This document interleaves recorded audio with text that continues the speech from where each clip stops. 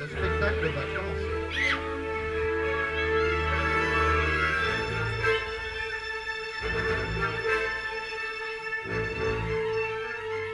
En 303 après Jésus-Christ, les armées romaines occupent la Gaule.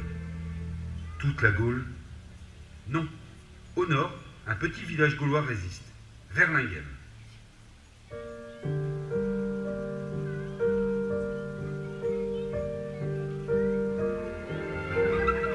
Le village dispose d'un riche patrimoine. L'église Saint-Grisole date du XIVe siècle. En 1418, les Allemands utilisent le clocher comme poste d'observation et n'hésitent pas à réquisitionner les cloches en 1917 pour fondre les canons du Kaiser. À la croisée des chemins, 4 chapelles et 2 calvaires jalonnent les processions au cours du temps. Une des plus anciennes censes de la métropole lilloise, la ferme des Templiers, date de la fin du XVIe siècle.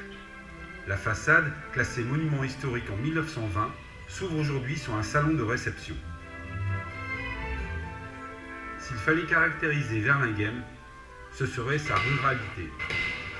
La ferme Vermèche cultive céréales et légumes sans oublier son élevage bovin. La ferme d'Arras, datant de 1790, s'est quant à elle reconvertie depuis en salle de séminaire. Sur la route de Lambersart, un porche massif en pierre s'ouvre sur le château blanc. Son style néoclassique du XIXe siècle n'a pas été épargné par la folie destructrice de la guerre 14-18. Reconstruit à l'identique, vous y découvrirez aujourd'hui un espace dédié au mariage.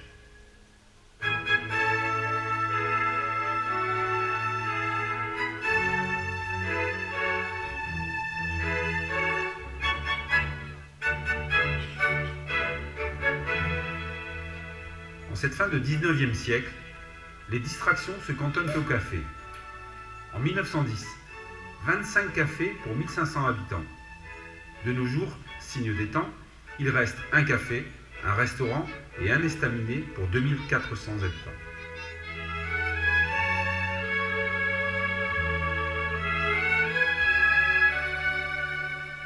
En 1870, après la défaite de Napoléon III contre les Prussiens à Sedan, le général Céré de Rivière édifie un système de fortification autour des grandes villes du nord et de l'est de la France. 2 forts encadrent Verlinghem. Le fort de Lomprey, en réalité sur le territoire de Verlinghem, et le fort du Vergalan, à la limite de Vambrochy.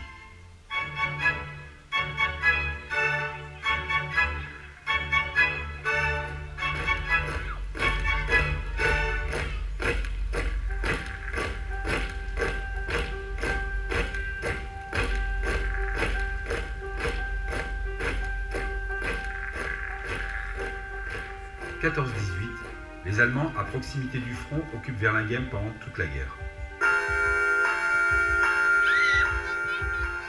Le village évacué de ses habitants en 1917 ne recouvre sa liberté qu'en 1918.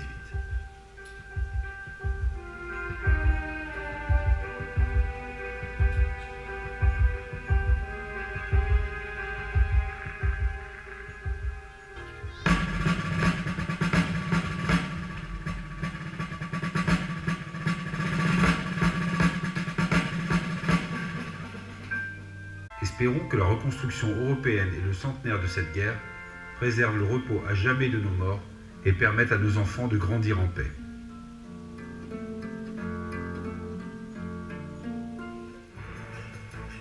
En 1967, Nicole et Antoine Leblanc se lancent à corps perdu dans une belle aventure, le nouveau parc d'attractions La Chanterelle. Éléphant, autruche,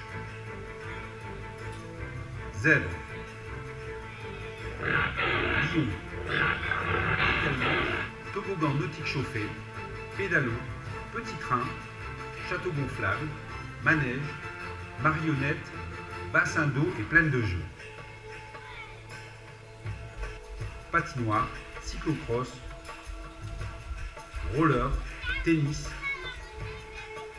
jeux d'enfants et promenade.